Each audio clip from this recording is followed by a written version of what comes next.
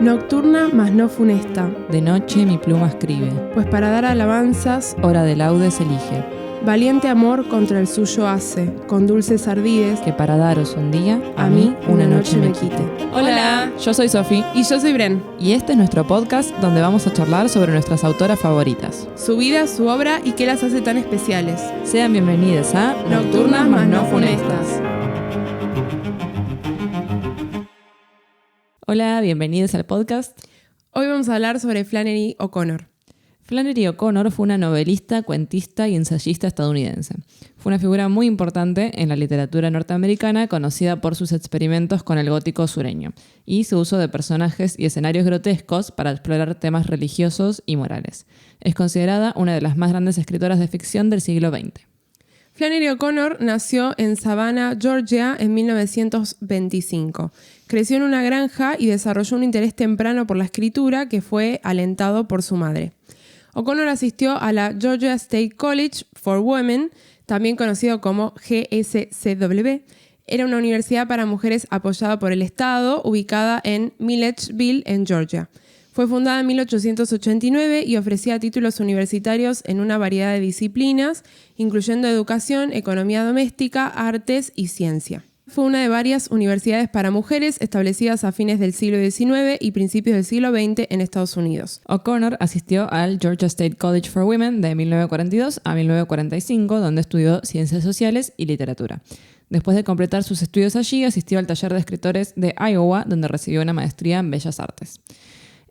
A pesar de su eventual cierre, en 1967, este Georgia College for Women fue una institución educativa muy importante para muchas jóvenes a principios del siglo XX. Después de completar sus estudios, O'Connor regresó a Georgia y se instaló en una granja en Andalucía, cerca de Milledgeville. Vivió allí el resto de su vida, excepto unos breves periodos en los que viajó o vivió en otras partes del país. A pesar de sus viajes, Georgia siguió siendo una parte central de la identidad de O'Connor y el Estado y su gente ocupan un lugar destacado en gran parte de sus escritos. Dato de color, Flannery O'Connor era conocida por tener pavos reales. Criaba una variedad de animales, incluidos patos y pollos, pero sus favoritos siempre fueron los pavos reales y tienen un lugar destacado tanto en su escritura como en aquellos relatos de su vida que nos han llegado. En cartas y en entrevistas a menudo habla de estas aves y otros animales de la granja y los usaba en la literatura como símbolos de belleza y la extrañeza del mundo natural. Hoy la granja permanece abierta a visitantes, así que si van a Georgia pueden ir, y los pavos reales son una de sus principales atracciones. Muy tierno. En 1951 le diagnosticaron lupus, que es una enfermedad autoinmune que, bueno, por si saben, por ejemplo, Selena Gómez padece esta enfermedad, que finalmente la llevó a la muerte en 1964 a la edad de 39 años, así que súper joven. A pesar de su enfermedad, O'Connor siempre se esforzó por continuar escribiendo, produciendo 2 novelas y más de 30 cuentos. O'Connor se mantenía económicamente, sobre todo por su escritura, y también recibió distintas subvenciones y becas de organizaciones, lo cual le proporcionaba los ingresos adicionales que le permitían concentrarse en la escritura, pero de todos modos ella siempre vivió de manera muy modesta e incluso con sus ingresos trataba de ayudar a su familia, sobre todo a su madre. Y además tenía una suerte de mecenas, entre comillas, que eran el matrimonio Fitzgerald, que no son F. Scott y Zelda, otros Fitzgerald que se llaman Sally y Robert. Sally era una amiga cercana de O'Connor y las dos mujeres se carteaban regularmente. Y Robert Fitzgerald era poeta, traductor y crítico literario, conocido sobre todo por sus traducciones de los clásicos griegos. O'Connor y los Fitzgerald compartían un interés común por la literatura y un fuerte compromiso con su fe. También tenían un respeto mutuo por sus obras y se sabía que O'Connor valoraba sus opiniones y consejos. Los Fitzgerald eran parte de una comunidad más grande de escritores, artistas e intelectuales que estuvieron activos a mediados del siglo XX y fueron una influencia importante en la escritura y el desarrollo intelectual de la autora. Además de tener una estrecha relación personal, O'Connor y los Fitzgerald tenían una relación profesional. Robert fue mentor de Flannery O'Connor y le ayudó a presentar su trabajo a un público más amplio, ya que él escribía reseñas críticas y promovía los escritos dentro de los círculos de editores y más literarios. Los Fitzgerald se encontraban entre los partidarios más firmes de O'Connor y su amistad y colaboración fueron gran ayuda en dar forma a su legado como escritora y como pensadora. La escritura de O'Connor es conocida por su humor negro, ironía y el uso de temas religiosos.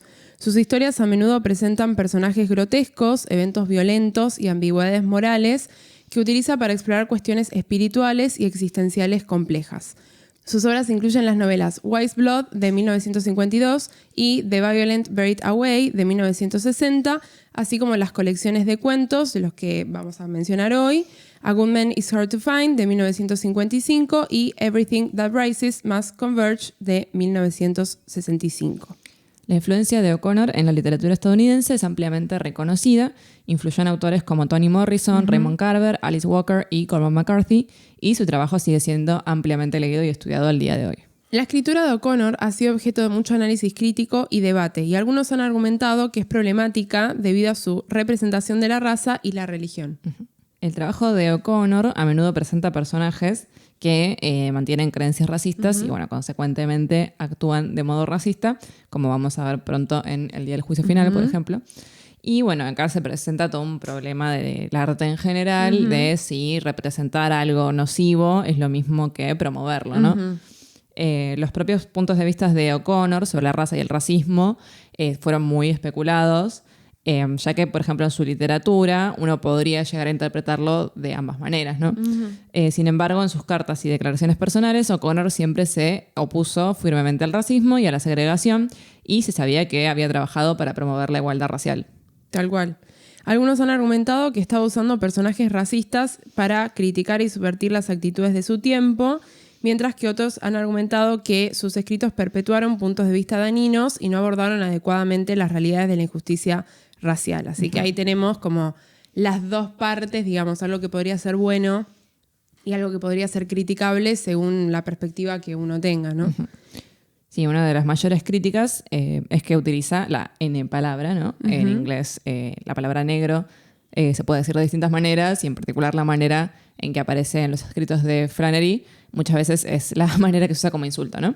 Y bueno, por eso se la ha criticado mucho y incluso se la quiso censurar, de decir, por ejemplo, no leamos a esta autora porque utiliza este término, y es algo que viene pasando con varios autores, por ejemplo, con Mark Twain o con Harper Lee. También hay autores como Cirilo Villaverde, que es un autor cubano, autor de Cecilia Valdés, que producen textos que son claramente antirracistas. Él, por ejemplo, abogaba por la liberación de los esclavos, y sin embargo se les deja entrever ciertas creencias que están como muy metidas en el imaginario cultural, y que por eso por ahí ellos mismos ni se dan cuenta de que están representando algo de manera nociva, ¿no? Claro. Y bueno, acá queríamos un poco traer el debate de qué opinamos ante la censura, por ejemplo, de O'Connor, porque está bien, si bien uno dice hay que estar atento a ciertas cuestiones que pueden ser muy problemáticas, hasta qué punto, digamos, no estás haciendo una lectura errónea justamente por decir, bueno, usa la N palabra, entonces es racista. Claro. Cuando en realidad tal vez el cuento en sí, todo el mensaje termina siendo todo lo contrario, que está mal el racismo, y sin embargo se lo deja de leer por estas cosas. Exacto. Sí, a mí me parece también que muchas de estas historias están atadas a un contexto en particular, se retrotraen también a un contexto social diferente que el de hoy en día, donde obviamente estas discusiones no estaban tan a flor de piel, y me parece que como desmerecer quizá un escrito por la aparición de, por ejemplo, en este caso, una palabra o un personaje que sea muy nocivo, como vamos a ver quizá en el juicio final, no tiene mucho sentido, porque ponerle cancelar, entre comillas, a un autor, a toda su obra, es como una solución demasiado fundamentalista, me parece a mí.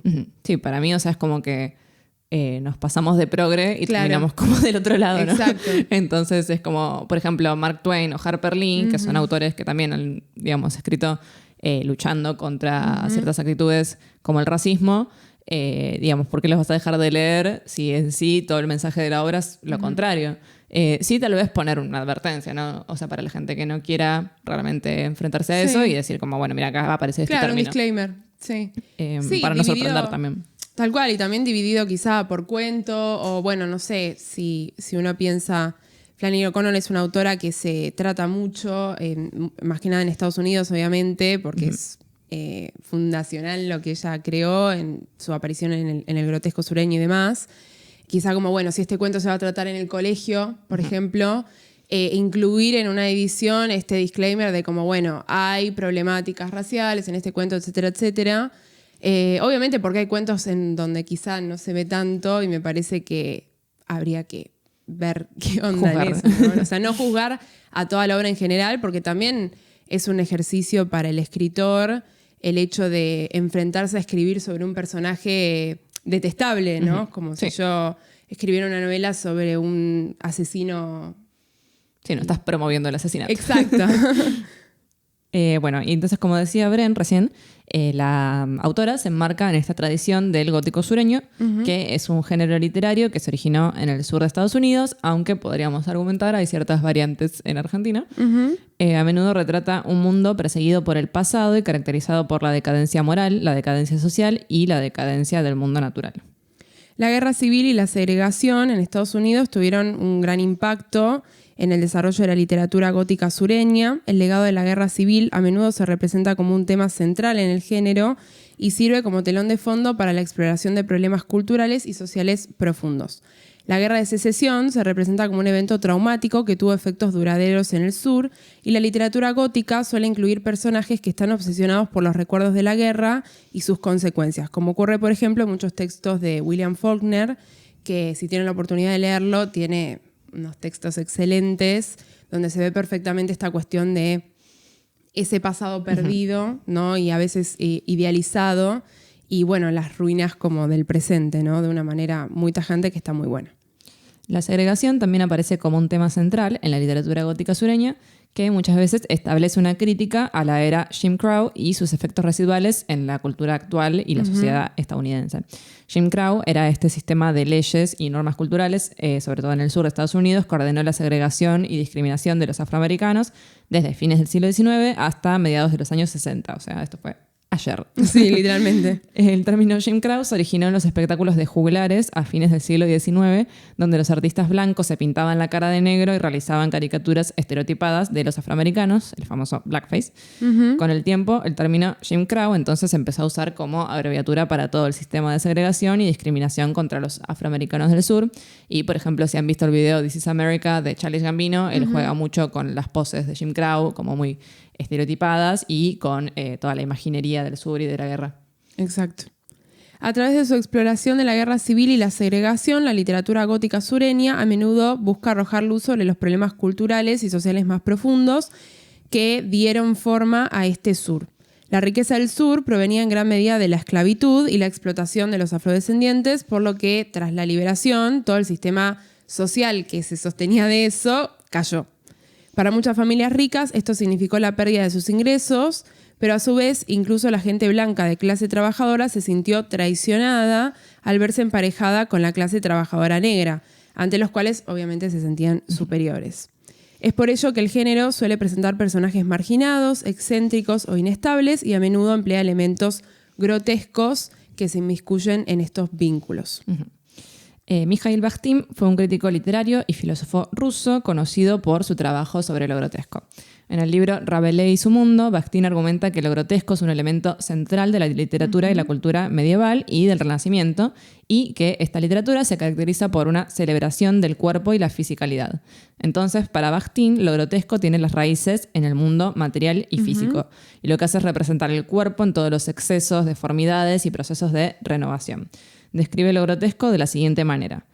Lo grotesco es una forma de representación dual, una mezcla de lo cómico y lo trágico. Surge del cuerpo y tiene sus raíces en el mundo material y físico, pero trasciende el cuerpo y se eleva por encima de él a un segundo reino espiritual. Bakhtin también argumenta que lo grotesco es una forma de resistencia contra la cultura oficial y las normas sociales. Al representar el cuerpo en todos sus excesos y deformidades, lo grotesco termina subvirtiendo las convenciones de belleza y del decoro, y desafía de esta manera la ideología y las estructuras del poder dominante. En la literatura de O'Connor vemos muchos personajes que entran dentro de esta definición de grotesco que mencionamos, como por ejemplo tenemos a una hermafrodita en el cuento Un templo del Espíritu Santo, que está buenísimo este cuento, y que por ser hermafrodita se sale justamente de esta oposición binaria del género. O, como vamos a charlar en Buena gente de campo, tenemos al personaje de Ulga, que tiene una pata de palo. O'Connor, en su ensayo Algunos aspectos sobre el grotesco en el gótico sureño, dice: cuando observamos una buena parte de la ficción moderna seria, y particularmente la ficción sureña, encontramos una cualidad sobre ella que es llamada generalmente en sentido peyorativo como grotesca. Por supuesto, he encontrado que nada que viene del sur va a ser llamado grotesco por el lector del norte, a menos que sea grotesco, en cuyo caso va a ser llamado realista. Que, bueno, acá entonces lo que nos está diciendo O'Connor un poco es que como que todo lo que venía del sur, de alguna manera, iba a ser juzgado por el norte, ¿no? Incluyendo la literatura. Y ella dice como, bueno, si yo retrato fidedignamente el sur que yo conozco y, digamos, lo exagero para que sea grotesco, para el norte eso es realismo, ¿no? Como Exacto. no hay una exageración ahí. No, es la imagen que ellos tienen de ese sur, digamos. Lo que se imaginan, obviamente, sin conocerlo de raíz, como una persona que sí vive ahí. Sí, esa oposición, digamos, norte-sur como que siempre quedó muy marcada.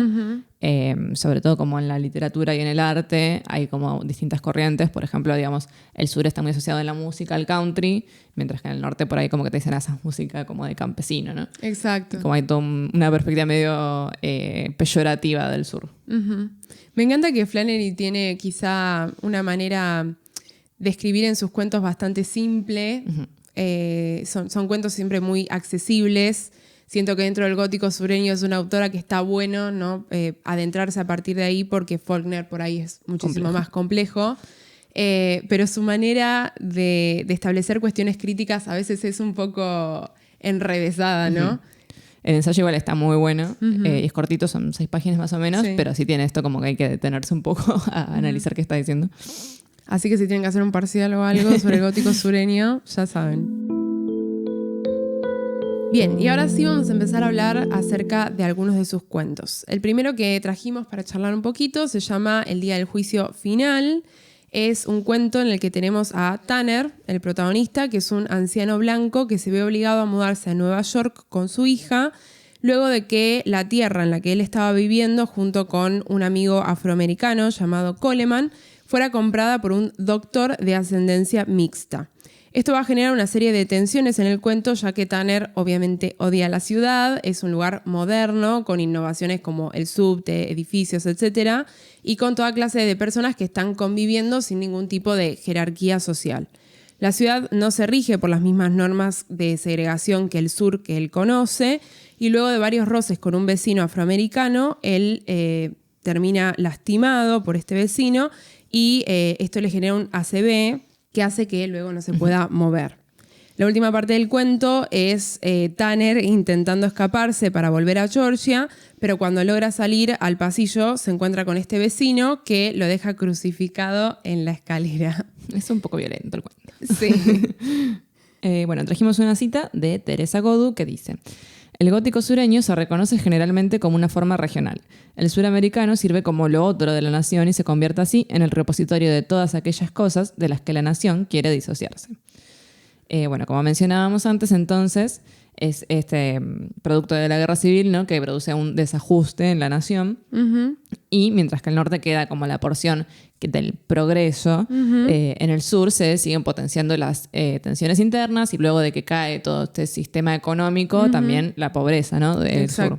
Por lo tanto, se asienta en el sur un concepto de pérdida y una tendencia nostálgica por el pasado. Términos, obviamente, del gótico y del grotesco se van a manifestar acá. En el día del juicio final vemos entonces este protagonista que es sumamente complejo, justamente porque concentra en su persona toda esta pérdida del sur y toda esta nostalgia por un pasado que en realidad nunca existió, ¿no? Exacto. Por este motivo, Tanner, cuando se encuentra en la ciudad, va a manifestar su rol a partir de esta figura de lo que siempre mencionamos como el outsider, porque termina siendo víctima de un espacio como el de la ciudad que lo rechaza constantemente. Es para él un espacio muy peligroso y muy agobiante. Él llama al departamento de su hija Pigeon Hutch, que sería como una choza de palomas. Y dice, por ejemplo, en esta cita: en casa estaba viviendo en una choza, pero al menos había aire alrededor de ella. Es decir, obviamente si pensamos, ¿no?, en la gran manzana que es Nueva York, con todos estos edificios uno al lado del otro, obviamente va a ser un choque para un personaje tener que mudarse desde su campo a un lugar en el que ni siquiera hay una división entre un edificio y el otro. Sí.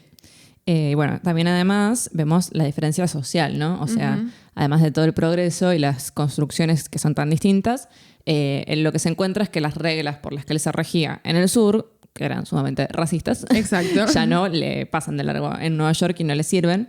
Las actitudes que tenía él hacia la gente negra, sobre todo, en este caso terminan siendo castigadas con violencia física.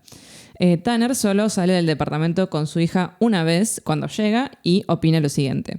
No era un lugar para un hombre cuerdo. La primera mañana ella lo había llevado a ver las atracciones y en 15 minutos él había visto exactamente cómo era. No había salido del departamento desde entonces. Nunca más quería pisar el tren subterráneo o las escaleras que se movían debajo tuyo mientras te quedabas parado o en ningún ascensor hasta el 30º piso. Es decir, que todo lo que tiene que ver con el progreso a él lo aterroriza, pero también le inquietan las indeterminaciones de la ciudad, ¿no? Porque él tenía como ciertos parámetros de lo que era cada cosa y de repente le dicen, no, esto no es así. Entonces él, por ejemplo, quiere encasillar a la gente que va conociendo en un molde basado en su experiencia en el sur, y es algo que no puede hacer. Por ejemplo, describe a la novia del vecino y dice... Ella no se veía como ningún tipo de mujer, negra o blanca, que hubiera visto antes. Y él permaneció presionado contra la pared, asustado más que nada y fingiendo invisibilidad. Exacto. A mí me parece que también es muy rico que el personaje de una persona, ¿no?, que se ve obligada a mudarse hacia la ciudad y tenga toda esta estructura del sur que le es imposible aplicar en Nueva York, esté concentrada en el rol de un anciano, ¿no? Porque obviamente en nuestra cabeza pensamos que la gente grande es gente quizá más obstinada en cuanto a sus costumbres, porque obviamente la acumulación de años haciendo quizá lo mismo, sirviéndose de los mismos medios o tratando a las personas de una misma manera, hace que vos ya a cierta edad no puedas adaptarte a los cambios de una manera tan sencilla. Entonces, obviamente nosotros al momento que Tanner llega a la ciudad sabemos que su estadía allí no va a terminar de la mejor manera, y que como son los cuentos de Flannery, tampoco va a poder lograr lo que él quiere, que es volver a su pueblo, ¿no? Volver al sur. Sí, vemos, digamos, en esta persona la fatalidad del tiempo, ¿no? Que es algo que aparece también mucho en Faulkner. Siempre se dice el presente contiene el pasado. Exacto. Y en este caso también se ve en la estructura como él constantemente está como en flashbacks, digamos, recordando lo que era su vida en Georgia. Exacto. Su pasado lo atormenta y él llega incluso a arrepentirse de no haber aceptado la propuesta de Foley, que era este doctor que termina quedándose con su tierra, que le hubiera permitido básicamente quedarse en Georgia porque este doctor le había ofrecido como, bueno, yo soy el dueño de tu tierra, pero vos te podés quedar y trabajarla para mí.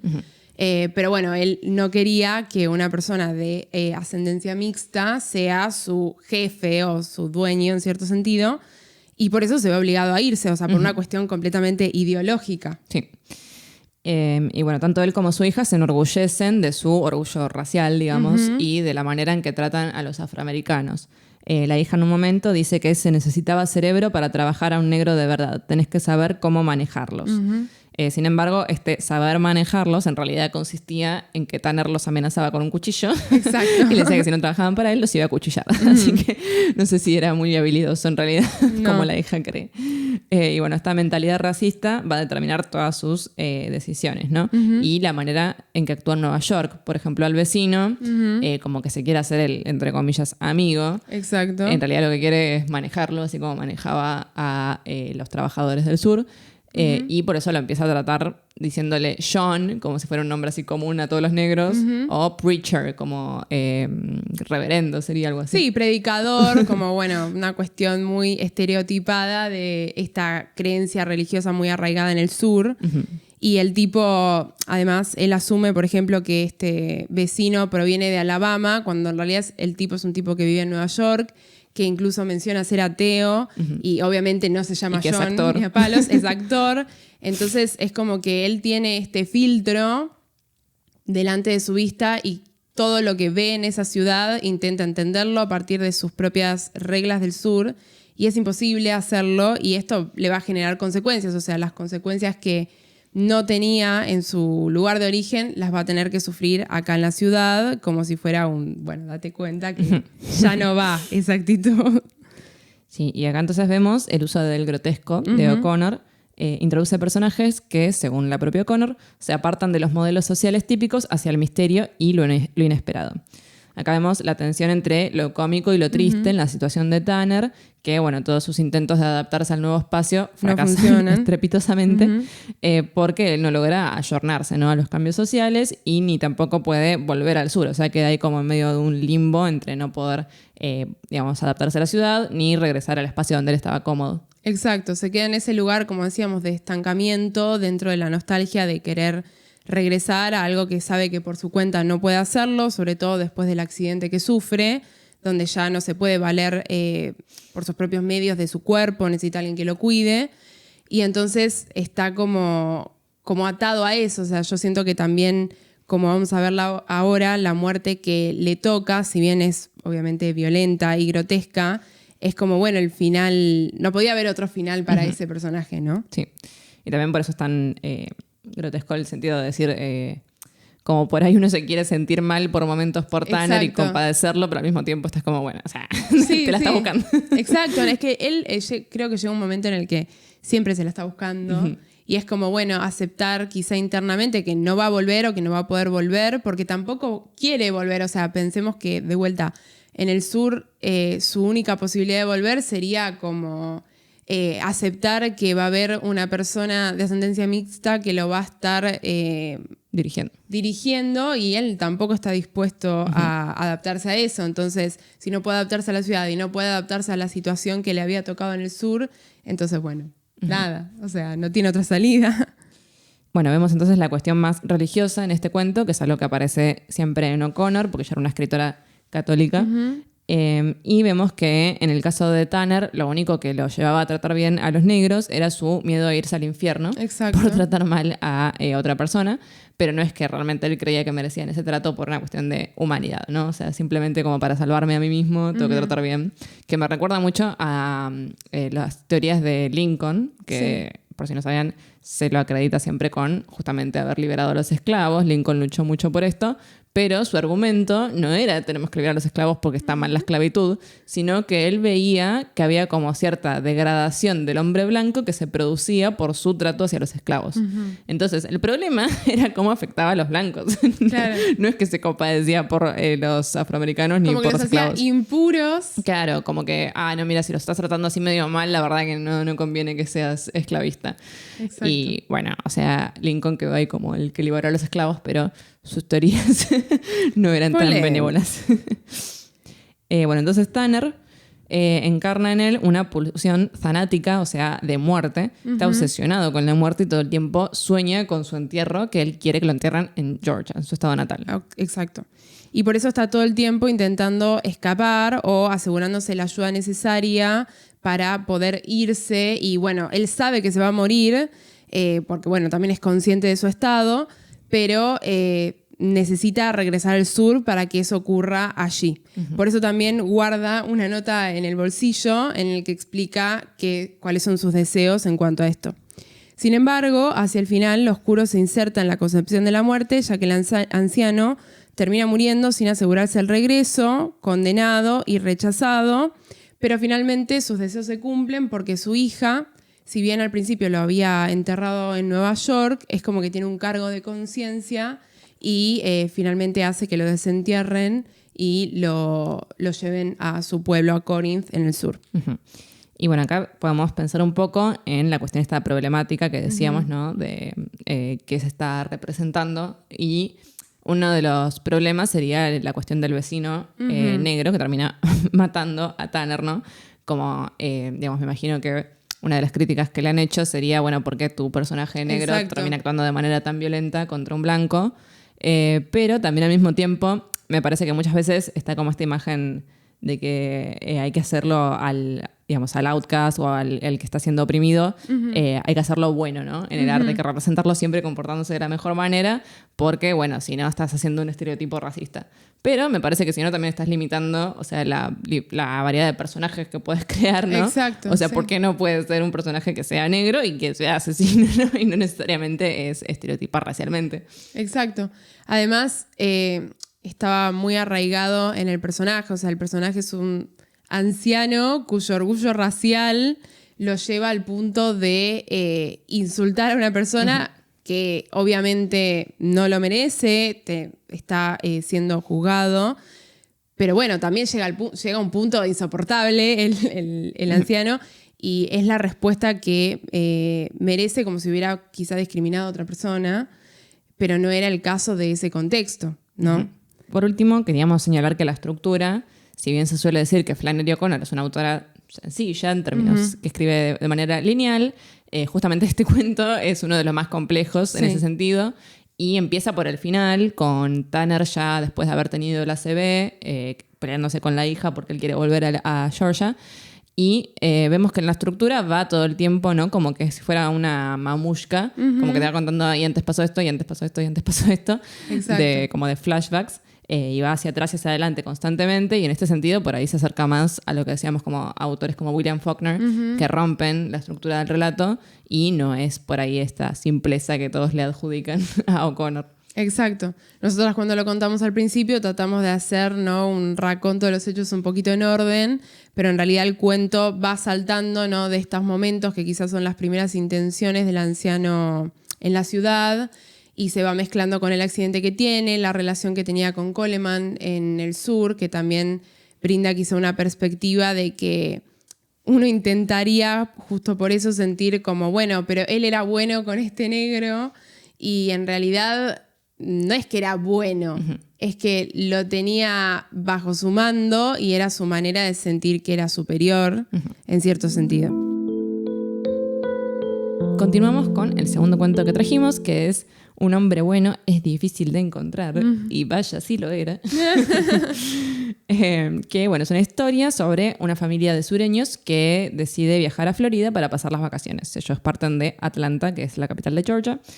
La abuela, que quiere visitar una antigua plantación, engaña a la familia para que tomen un desvío, que lo lleva a cruzarse con un peligroso criminal que estaba suelto, conocido como el misfit en inglés o el inadaptado en la traducción.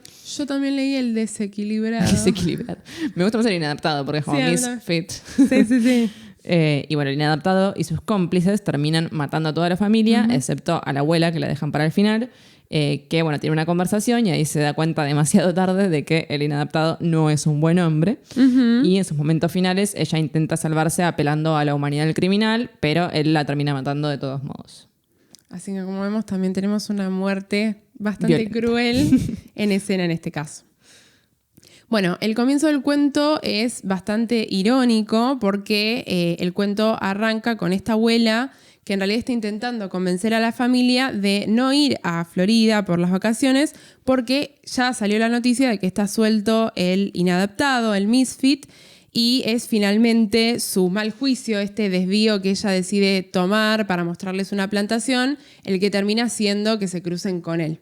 Es un cuento en el que, de vuelta, si bien no tenemos quizá tantos saltos en el tiempo como teníamos en el día del juicio final, sí tenemos como pequeñas pistas de que el final del cuento nos está llevando hacia una muerte que va a ocurrir y hacia la manera de desmentir lo que sería el título del cuento, que es esta frase, ¿no? Obviamente, un buen hombre es difícil de encontrar, es lo que se termina justificando hacia el final. Ya en el inicio tenemos esta pista con la noticia del misfit que introduce la abuela, y luego cuando la familia emprende el viaje tenemos distintas cosas que se van cruzando por el camino. Por ejemplo, se cruzan unas tumbas en una plantación.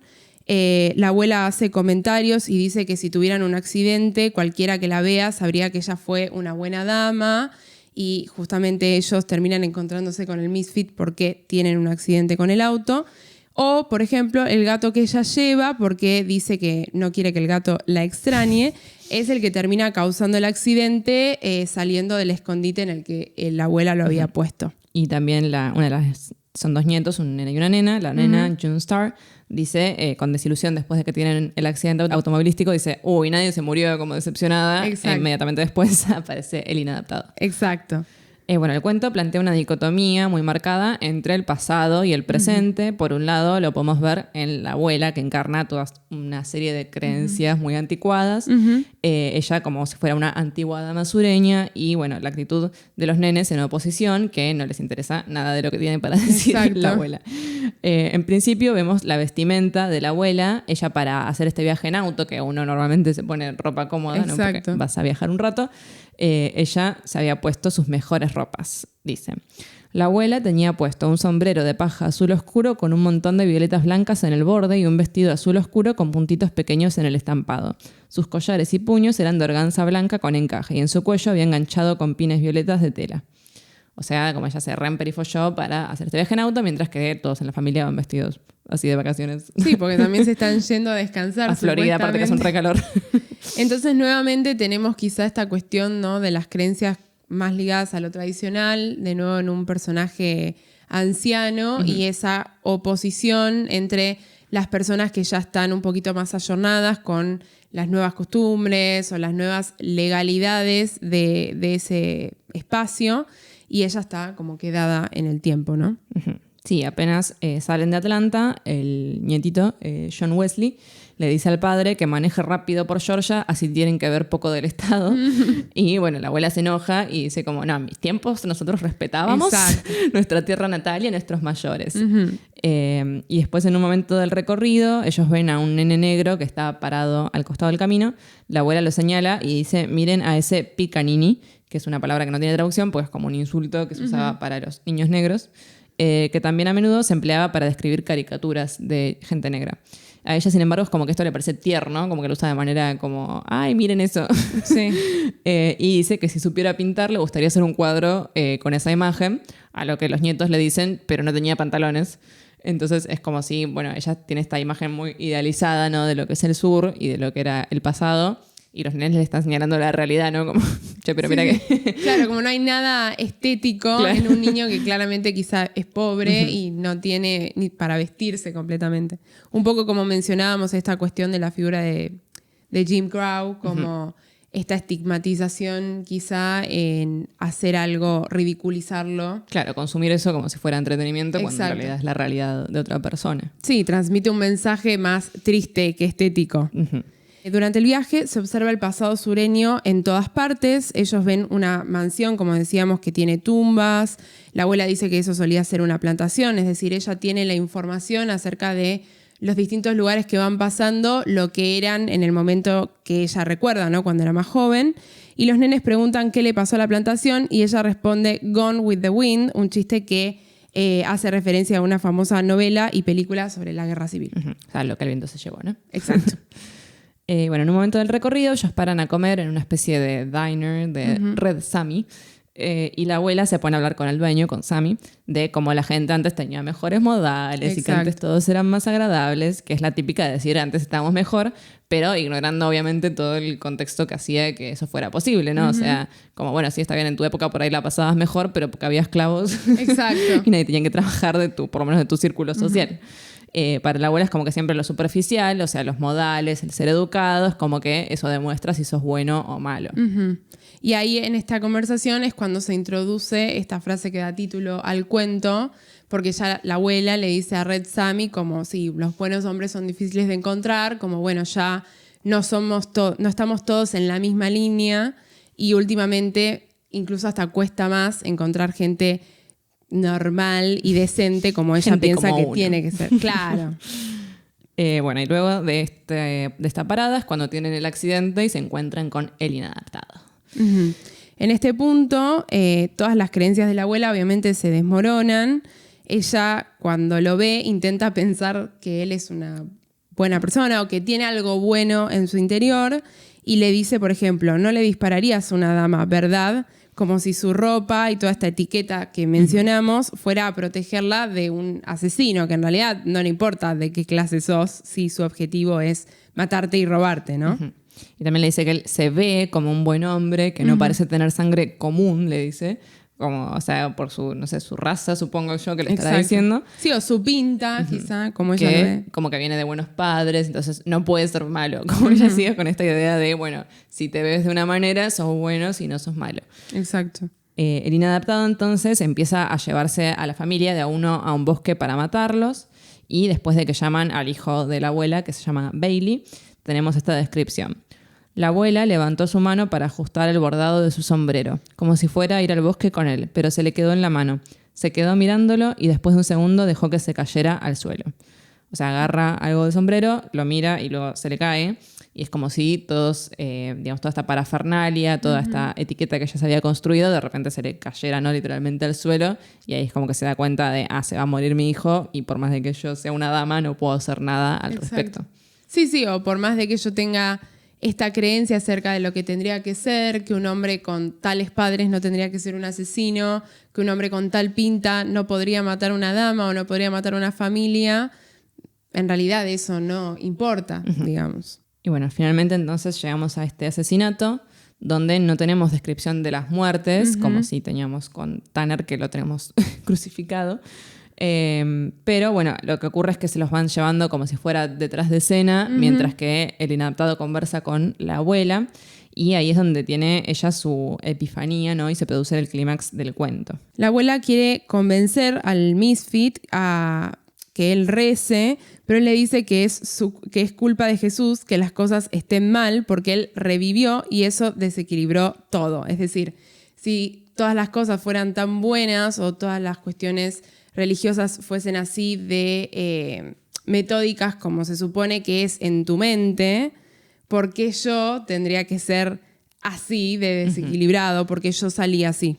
Claro, como que para él, o sea, él lo justifica diciendo como, bueno, en el inicio de la religión católica hay algo que invierte el orden natural de las cosas, que es que Jesús pueda revivir un muerto, ¿no? Y, o sea, si como que eso desequilibra todo, en cierta medida se justifica la existencia del mal, ¿no? Exacto. Y bueno, se compara a sí mismo con Jesús. Dice que los dos fueron castigados, pero que el crimen del mismo se podía comprobar porque la policía tenía papeles que lo probaban. Pero él dice como que no se acuerda de haber matado a su padre, que es el crimen que le adjudican, el primer crimen. Pero dice, pero estaban los papeles, así que debe ser verdad. Y dice que en cambio Jesús, nadie podía probar su crimen, pero que lo crucificaron injustamente entonces. Pero entonces vemos que tiene como toda esta concepción muy filosófica. Sí, ¿no? el Misfit es un personaje muy curioso porque siento que es como un asesino, él es un asesino filósofo. Sí. O sea, toda esta charla que tiene con la abuela, obviamente está dispuesta en el cuento para transmitir este mensaje, ¿no? De la pérdida que va a sentir la abuela en cuanto a las creencias que tenía y esta epifanía que vamos a tener representada. Pero también es un personaje muy atractivo que se crea para transmitir este mensaje, porque uno no pensaría, ¿no? Quizá de nuevo teniendo un prejuicio, que un asesino se va a poner a darte toda una perorata, ¿no? De lo que fue su historia, de lo que él piensa de su historia, a una persona que él sabe que igual de todas maneras la va a matar, así que no importa lo que le diga. Sí, aparte, o sea, como, digamos, toda esta reflexión religiosa en medio de este punto, es como que finalmente hace un poco que la abuela se plantee todas las creencias que ella tenía, porque ella le pide que rece como si eso la fuera a salvar, pero tal vez justamente el rezo para él significaba otra cosa porque tenía toda otra visión, ¿no? Exacto. De su religiosidad. Y bueno, antes de morir, entonces la abuela ahí se da cuenta de que el inadaptado es de alguna manera producto de su hipocresía y de todo esto que ha hecho su generación, como de atender por ahí a lo más superficial, a los modales, incluso, digamos, a una versión superficial de la religión, como de creer solamente que si voy a la iglesia todos los domingos soy bueno. Exacto. Y no prestar realmente atención a las cuestiones más éticas o morales, y que por eso también hay gente como el Misfit. Exacto. Cuando finalmente la matan a la abuela, el Misfit dice: hubiera sido una buena mujer si hubiera habido alguien apuntándole con arma cada minuto de su vida. Es una cita que me parece que culmina de una manera muy fuerte lo que es esta larga escena del asesinato, porque es una escena bastante larga cuando uno como que, o por lo menos lo que a mí me pasó, fue que yo caí tarde de que se los estaban llevando para matarlos, porque me distraía mucho la conversación que estaba teniendo el Misfit con la abuela, me parecía obviamente muy interesante, y en un momento llegué a pensar como, bueno, van a llegar a un acuerdo.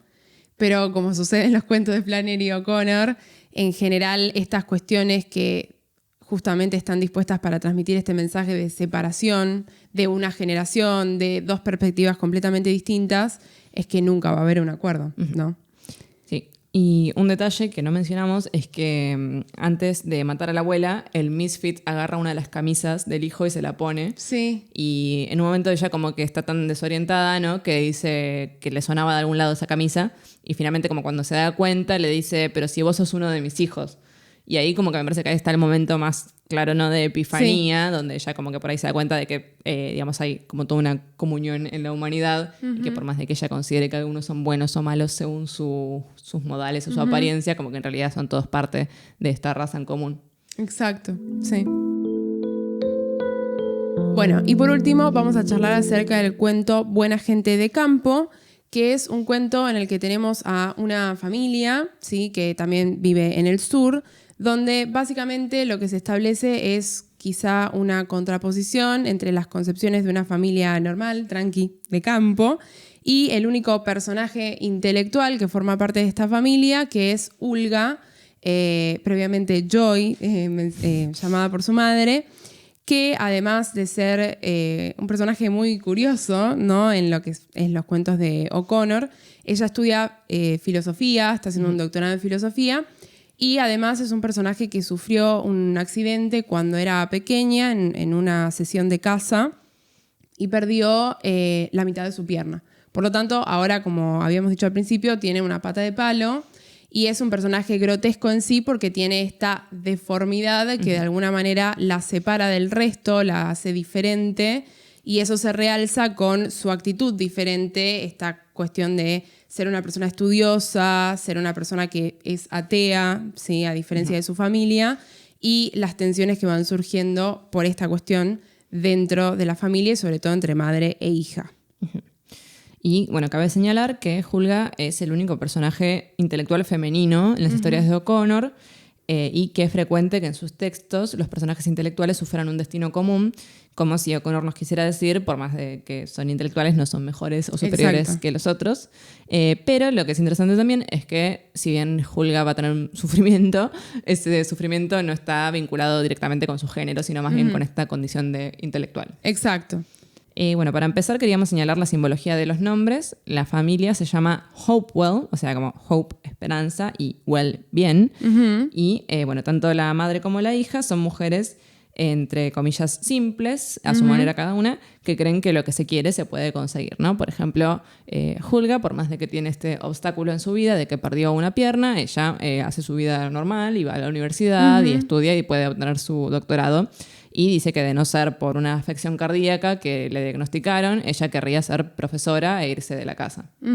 Sin embargo, esta esperanza que ambas tienen, madre e hija, también la lleva a no ver ciertas cosas del mundo, un mundo en el que lo bueno y lo malo generalmente se mezclan y no es todo tan lineal y simple como piensan, ¿no? Luego tenemos a las Freeman, que tienen quizá una visión más real del mundo, sobre todo la mamá, que está liberada de su punto de vista y no se concentra en los aspectos grotescos de la vida. Es decir, en comparación a la señora Hopewell, la señora Freeman está como todo el tiempo haciendo caso a cuestiones bastante vanas, como las personas con las que salen sus hijas, las cosas que van a hacer sus hijas, cómo van a resolver su vida, que son obviamente preocupaciones genuinas. Y más pragmáticas. Exacto, más pragmáticas y no como quizás la mamá de Ulga que está pensando como todo el tiempo, bueno, y mi hija, y por qué se fue de la casa, y por qué se cambió el nombre. Como que quizá la señora Freeman no está tan atada a lo que ella piensa que tendría que pasar, sino que va arreglando las cosas a medida que van sucediendo. Y la Freeman sería, o sea, la mamá ayuda en la casa, sería como una especie de empleada doméstica, ¿no? Exacto. Y como que hay cierta visión peyorativa de parte de la señora Hopewell, como que dice como muy superior esto de, no, ellas son buena gente, yo las presentaría en cualquier lado, como diciendo, por más de que sean mis empleadas, como que son buena gente, que igual, o sea, sigue siendo una mirada muy condescendiente, ¿no? Sí. Como porque esa adversación. Exacto. Pero en este caso no tenemos un orgullo racial que genere ninguna situación de violencia como por ahí sí teníamos en el día del juicio final. Y luego tenemos al señor Pointer, que quiere decir básicamente señalador, o sea, una persona que señala, que es un muchacho que se acerca a la casa para vender Biblias, supuestamente, y él da cuenta en la historia de que justamente no toda la gente de campo es buena, sino que todos siguen su propia naturaleza, porque al principio cuando este personaje aparece en la historia, nosotros pensamos que es un chico ni fu ni fa, ¿no? Un chico tranquilo que vende Biblias para ganarse un peso, y en realidad termina siendo como el villano de la historia, con un plot twist del cual ahora vamos a charlar, que es muy impresionante, y no lo esperamos para nada. Bueno, entonces, como hemos dicho, el personaje principal es Hulga, pero que en realidad su nombre de nacimiento es Joy, que en castellano quiere decir alegría, y que me hizo acordar a Everything Everywhere All at Once, porque la hija de la familia se llama Joy también, y me parece que tienen como muchas similitudes que ahora veremos. Bueno, la narradora nos dice sobre el cambio de nombre. Había considerado el nombre su asunto personal. Había arribado a él primero puramente en la base de su sonido feo, y después la total genialidad de su adecuación la había golpeado. Tenía una visión del nombre trabajando como el feo y sudoroso Vulcano que se quedaba en la caldera y ante quien presuntamente la diosa tenía que presentarse cuando la llamaban. Veía el nombre como su acto creativo más grande. Uno de sus mayores triunfos era que su madre no había sido capaz de convertir su polvo en Joy, sino que ella misma había podido convertirlo en Hulga. O sea, ya muestra como este cambio de nombre de Joy a Hulga, un acto de autocreación, ¿no? O sea, como que cambia radicalmente de persona. O sea, una es Joy, que es la hija de su madre, y otra es Hulga, que es como dueña de sí misma. Y se nos ocurría pensarlo también un poco en consonancia con las identidades trans y cómo también este cambio de nombre muchas veces simboliza, ¿no?, este nuevo punto en la vida de la gente, ¿no? Como es un acto de autocreación también, en el sentido de asignarse una identidad con la cual uno se identifica realmente. Exacto. Sí, en ese sentido también es relevante que el personaje de Hulga a veces se muestre bastante por fuera, ¿no? Y que tenga que sufrir, obviamente, los prejuicios de su madre, porque en todo acto de autocreación hay dificultades que hay que sobrellevar. Obviamente, ni hoy en día es tan fácil, mucho menos, obviamente, tenemos que pensar en un contexto como el de por entonces. Entonces, esta autocreación y esta contraposición con la reacción que tiene ante ello la madre da cuenta de que, bueno, asumir una nueva identidad con frecuencia viene con nuevos trabajos y nuevas asignaturas pendientes en cuanto a, bueno, enfrentarse a los demás y poder no solo validarse a sí misma y reconocerse, sino también que los demás la reconozcan como tal, algo que su madre no hace. De hecho, bueno, se menciona que la señora Freeman sí la llama Hulga cuando están a solas, pero no enfrente de la madre porque la madre se enojaría, ¿sí? Exacto. Y bueno, entonces hay una disonancia ya desde el nombre entre la hija que quería la señora Hopewell y la persona que realmente es Hulga. Por ejemplo, cuando la convence de salir a caminar, a acompañarla por el campo, la madre se enoja porque le dice que no es más agradable con ella. Y entonces Hulga siempre contesta: si me querés, acá estoy como soy. Claro, o sea, si me aceptaras como Tomame, soy, déjame. claro. O sea, yo soy así, yo soy esto, ahora soy Hulga, y si no me querés, bueno. Y para Mrs. Hopewell, esta Hulga / Joy existe como una niña en su mente, pero a medida que crece la ve como una figura medio monstruosa, ¿no? Dice, le parecía a la señora Hopewell que cada año ella se volvía menos como otra gente y más como ella misma, hinchada, maleducada y de ojos entrecerrados. Y a mí me hizo acordar a Lady Bird. ¡Qué buena película! Cuando están probándose vestidos para el prom. Y Lady Bird le pregunta a su madre, que también Lady Bird se nombra a sí misma, le pregunta a su madre si le cae bien, y la mamá le dice, yo quiero que vos seas la mejor versión de vos misma, y Lady Bird le dice, si esta es la mejor versión, claro. como diciendo, o sea, esto soy, ¿por qué no me querés así? Exacto. Ay, es tremenda esa parte. Sí, exacto, me parece como que es muy impactante el hecho de siempre tener como estos dos personajes que de alguna manera en O'Connor están luchando con perspectivas propias. En el caso de Un hombre bueno es difícil de encontrar, teníamos quizá la contraposición entre un hombre, un asesino y una anciana, obviamente en cuestiones ideológicas, pero en este caso es más profundo que una cuestión ideológica, porque tiene que ver no con aceptar quizá una decisión que tomó Hulga básica como, no sé, irse de la casa, sino que la madre no está aceptando algo que tiene que ver con su centro más profundo, que es su identidad. Entonces, si la persona que supuestamente más la tiene que querer o que más la tiene que aceptar, no la quiere y no la acepta, es como que se queda completamente sola. En un mundo que quizás ya la obliga a estar bastante sola, ¿no? Sí. Y además vemos este contraste entre Joy y Hulga en base un poco a su educación. Por un lado, la señora Hopewell tiene como un montón de creencias que no tienen ninguna base o sustento real, sino que se la pasa hablando en frases hechas, como esto de decir que la gente de campo es la sal de la tierra, como que son lo que hace moverse al mundo, básicamente. Y la narradora nos cuenta algunos de sus dichos preferidos.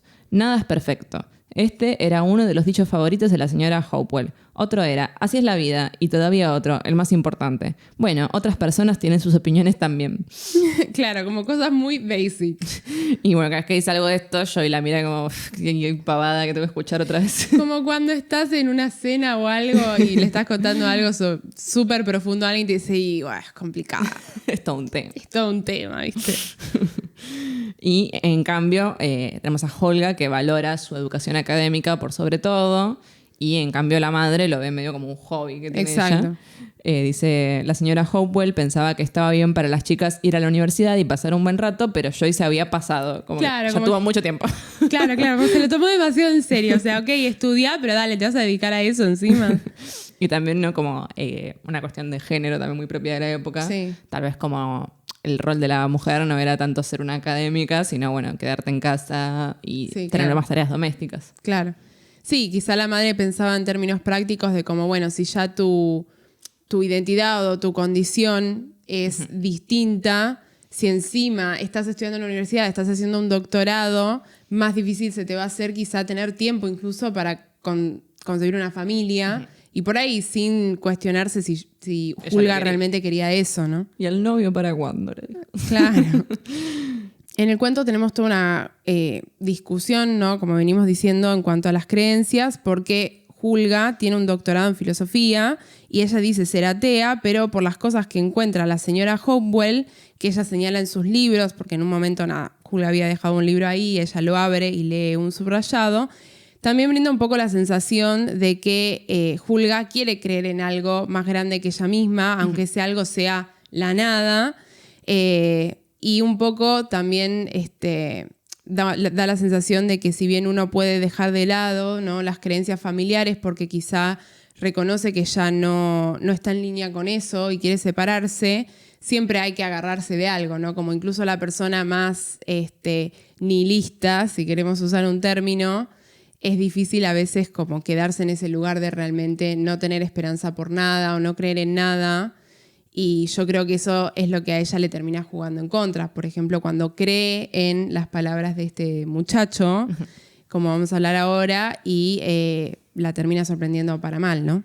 Sí, también pasa mucho hoy en día, me parece, como esta cosa de el chico de 15 años que descubre lo que es el ateísmo y por ahí termina como adorando a su manera a, qué sé yo, a Nietzsche o a algún autor que le parezca, digamos, más afín, o incluso, no sé, a los que ahora adoran a Elon Musk y a la ciencia, y es como, en realidad estás suplantando una cosa por otra, pero en sí tenés todo tu sistema de creencias que a veces tienen un epicentro en alguna figura importante, ¿no? Exacto. Bien, y entonces el conflicto se produce cuando aparece este chico Pointer, que es vendedor de Biblias. Y bueno, cuando aparece, medio que se hace el pobrecito y le dice a la señora Hopewell, ay no, porque la gente como usted no quiere saber nada con la gente como yo, que somos gente simple de campo. Y ahí ella contesta con una seguidilla de frases armadas, le dice, pero ¿por qué? Si la buena gente de campo son la sal de la tierra. Además, todos tenemos maneras diferentes de actuar y lleva a toda clase de gente para hacer que el mundo gire. Así es la vida. Y el chico le dice, you said a mouthful, que sería como, dijiste un montón de cosas. Claro, como que dijiste un montón de cosas, no dijiste nada en realidad. Entonces, en su afán de no parecer snob, lo termina invitando a pasar a la casa, algo que no quería hacer porque no le interesaba comprar una Biblia, y entonces ahí empiezan los problemas. El vendedor le dice que tiene una afección en el corazón y que no va a vivir mucho, y Hulga, que está ahí como pispeando toda la escena, y también, como dijimos, tiene un problema cardíaco, hace como la conexión, ¿no? La madre piensa que estaría bueno que ellos se conozcan y él termina pasando a la casa y a pasar un ratito, ¿no? Julia y el vendedor quedan para salir al otro día a las 10 de la mañana, a hacer un picnic supuestamente. Y lo que tenemos es que en la manera en la que Julia se prepara para esta cita, entre comillas, ella manifiesta como sentirse superior que este chico. O sea, obviamente porque tiene más educación, porque el chico es un chico simple de campo, que vende Biblias, y ella está haciendo un doctorado. Y además creo que tiene en cuenta que su pensamiento es muchísimo más complejo y que de alguna manera no hay forma que este pibe la pueda superar, ¿no? Ella está por sobre la situación. Claro. De hecho, cuando se prepara es como que ni siquiera medio que no se esfuerza mucho por arreglarse, porque dice como, bueno, yo estoy por encima de esto. Exacto. Y empiezan a caminar y ella nota que él lleva su maletín de Biblias. Entonces le dice, pero ¿para qué trajiste eso? Claro. Y él le dice, vos nunca sabés cuándo vas a necesitar la palabra de Dios. Uh-huh. Y ahí, bueno, tienen la cita y en un momento se empiezan a besar y en ese besuqueo él le dice que la ama. Raro. Y le empieza a insistir a ella, le dice como, me tenés que decir que me amás porque yo te lo dije, así que vos también tenés que decirlo. Y Julia como que se sigue haciendo la intelectual y la superior y le empieza a explicar como con un montón de cuestiones filosóficas de por qué como que en una forma lo ama, pero en realidad no. Claro. Finalmente como que él medio que se termina enojando y le dice, no, bueno, tenés que decirlo. Y ella medio que se lo dice de compromiso y él le insiste y le dice, bueno, si me amás, tenés que demostrarlo y mostrarme tu muñón en la pierna, ¿no? Claro. O sea, sacate la pierna prostética y mostrame cómo es tu pierna realmente. Y acá es donde aparece lo que se llama en los cuentos de Flannery O'Connor el momento de gracia o el golpe de gracia. ¿Qué sería? El momento de gracia es un punto en las historias de los personajes en los que tienen una revelación acerca del mundo o sobre sí mismos, que suele estar acompañado de algo muy violento. Uh-huh. Entonces, para O'Connor es como si hubiera que despertar a los personajes a través de algo sumamente drástico, como si los amarreara y le dijera, así es el como mundo. charlamos de la epifanía en el caso del cuento anterior, de un buen hombre es difícil de encontrar, este momento de realization que tiene la abuela, ¿no? En este caso, para Julga, el momento llega cuando tiene como que en cierta forma rendirse ante este chico y mostrarle la pierna, ¿no? O sea, ese mostrarle la pierna implica como revelar su diferencia, lo que le hace distinta a los demás y, en cierto modo, ser vulnerable y darle acceso a él a esa vulnerabilidad. Uh-huh. Cuando ella hace esto, abandona como esta superioridad intelectual que tenía y finalmente empieza a sentir.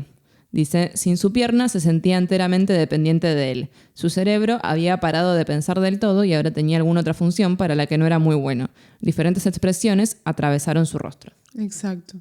Como que dejó en manos de otra persona algo que estaba acostumbrada a hacer por sí misma y a valerse por sí misma, como esta cuestión intelectual de ser práctica y pensar como, bueno, si yo tengo esta pata quizá tengo que limitarme a ciertas cosas y ahora que la tiene él, estoy en sus manos, literalmente.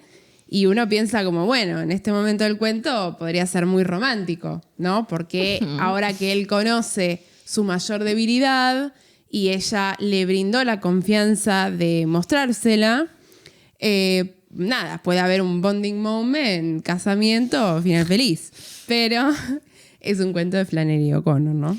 Yes. Y acá tenemos el plot twist del cuento, porque resulta que este muchachito Pointer no era un chico bueno de campo que vendía Biblias así nomás, sino que todo esto era apariencia, un engaño, y en su maleta tenía 2 Biblias con agujeros en el centro donde guardaba whisky y unas cartas que eran un poco extrañas, ¿no? Como un vaso de cartas que tenía cuestiones guarras. Uh-huh. Y al ver esto, ella le pregunta, ¿no sos una buena gente de campo?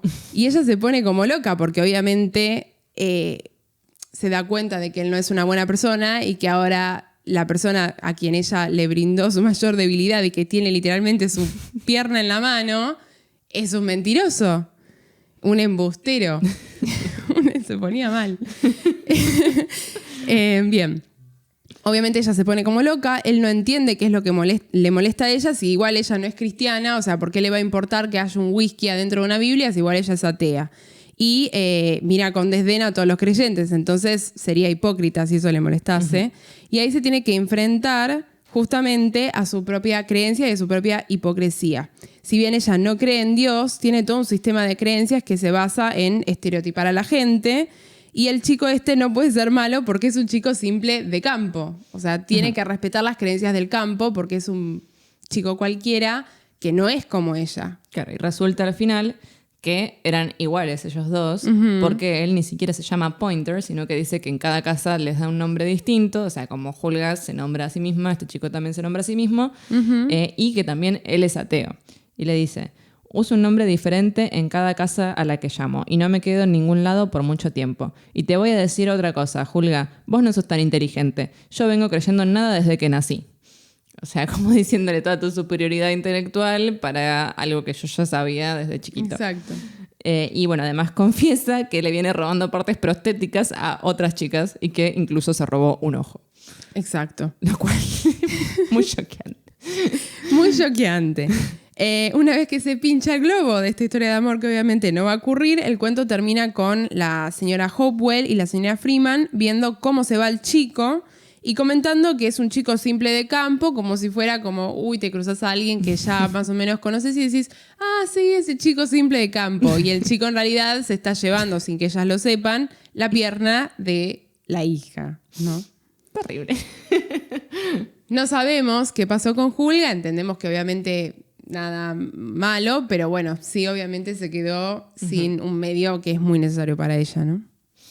Bueno, y justamente una de las críticas que ha recibido Connor a lo largo de los tiempos es que sus cuentos son muy violentos y sobre todo hay cierto estereotipo, ¿no? Porque vos pensás, Connor es una señora sureña católica, entonces seguramente va a escribir sobre cosas lindas y católicas y sureñas. Exacto. Y bueno, ocurre todo lo contrario. Entonces ella decía justamente en su ensayo, una vez recibió una carta de una señora mayor de California que me informó que cuando el lector cansado vuelve a casa a la noche, desea leer algo que eleve su corazón. Y parecería que su corazón no fue elevado por nada mío que había leído. Creo que si su corazón hubiera estado en el lugar adecuado, hubiera sido elevado. O sea, como que se defiende diciendo, o sea, en realidad mis cuentos tienen una enseñanza moral, Exacto. tienen un mensaje, pero vos no estás como tratando de ver más allá y de hecho es como que se quedan ahí en la superficialidad, ¿no? Sí. O sea, que eres un cuento con un final feliz para irte contento a la cama cuando en realidad yo te estoy mostrando la verdad del mundo, está diciendo. Exacto. Sí, quizá el final feliz sería reconocer el mensaje y poder pensar y reelaborar quizá actitudes muy arraigadas de uno a partir de esa lectura. O simplemente disfrutarlo y reconocer que en realidad lo que ella muestra no es un mundo idealizado, sino un mundo real, con segregaciones que son reales y que eran muy relevantes para la época. Entonces, ¿por qué ella tendría que desmentir eso y mostrar algo que no es simplemente para hacer a la gente feliz? Y bueno, otra cosa que suele hacer ruido es cuando al final, entre comillas, no se entiende, porque justamente no es explícita la reflexión moral, ¿no? Como decíamos, muchas veces es un momento epifánico que tiene un personaje donde se da cuenta de algo, pero no es que te dicen, y entonces la abuelita se dio cuenta de que los modales no eran, sino que, o sea, uno tiene que ponerse a reflexionar sobre eso. O sea, ella plantea por ahí una inquietud o una pregunta para que vos te quedes medio meditándolo.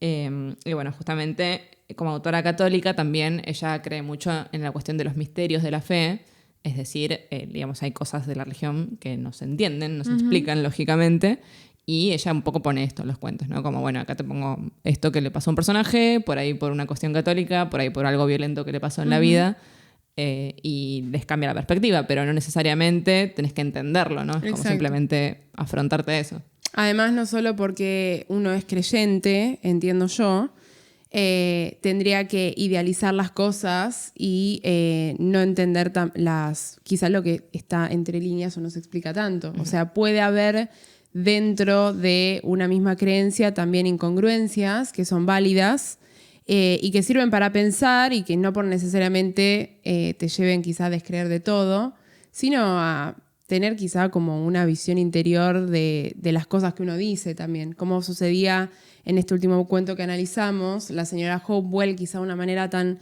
simplista de entender la vida, hace que uno no pueda ver toda esa complejidad de la vida, de la creencia, de la familia, etcétera, etcétera.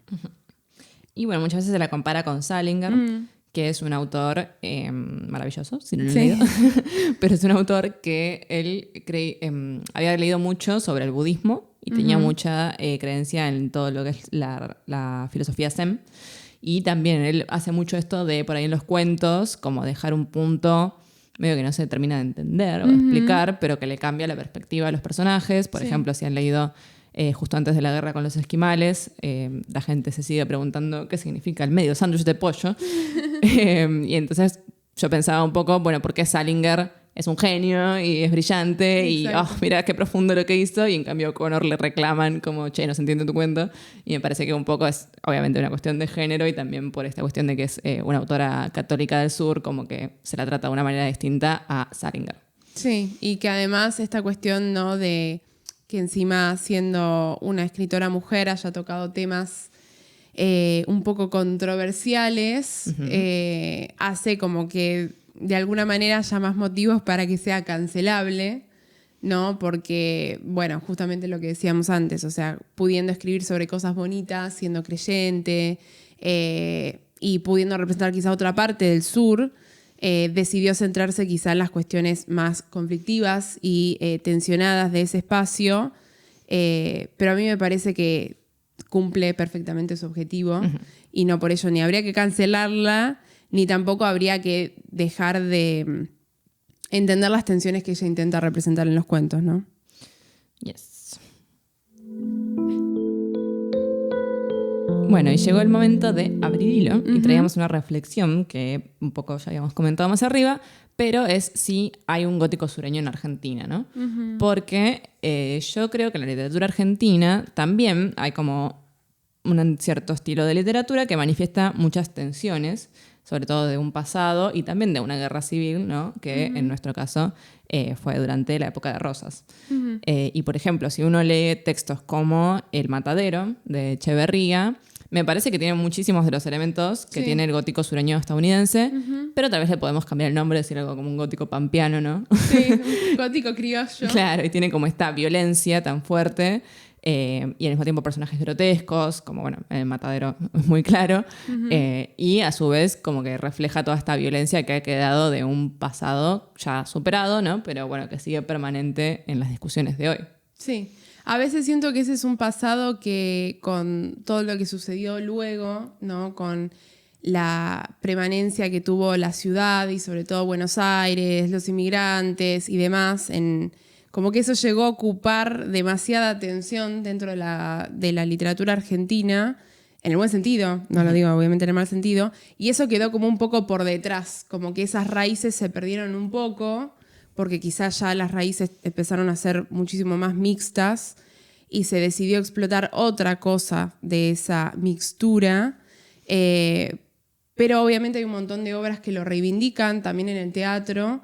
Entonces poder volver a esos textos estaría bueno para encontrar quizá un género, entre comillas, o una etiqueta que podríamos analizar. A veces uno piensa igual como que estos libros como El Matadero de Echeverría, obras de teatro como, no sé, Antígona Vélez, un poco son aburridas o tienen que ver con todo esto del criollismo que está un poquito quizá... De modé, sí, un poco dejado de lado, también por la crítica. Entonces, quizá no es lo más atractivo, ¿no?, para un lector que quiere penetrar en la literatura argentina, pero también es muy rico de leer. Entonces, me parece que si a uno le interesa, quizá a Flannery O'Connor o Faulkner, y le interesan estas tensiones entre la violencia, las comunidades cerradas, este estancamiento, los espacios de pérdida y demás, poder volver a esos textos me parece que está muy bueno, ¿no?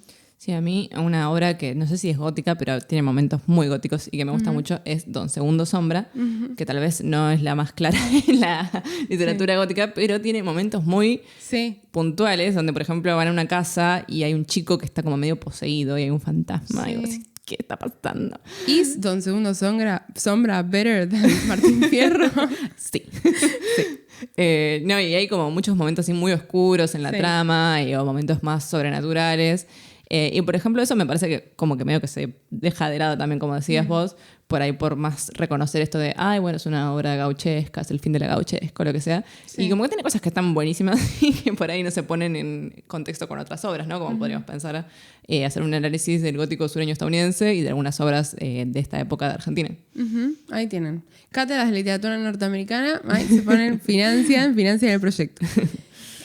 Así que bueno, espero que les haya gustado el capítulo, que si no conocen a Flannery O'Connor o no conocen a ningún autor del gótico sureño les haya picado la curiosidad y se pongan a leer porque son cuentos que están muy buenos, en ocasiones a veces muy fuertes, pero muy lindos también para leer y para analizar, como decimos siempre. Y comenten cuál es su favorito, si los han leído o si es algún otro que no hablamos para que lo podamos leer. Chao, hasta la próxima.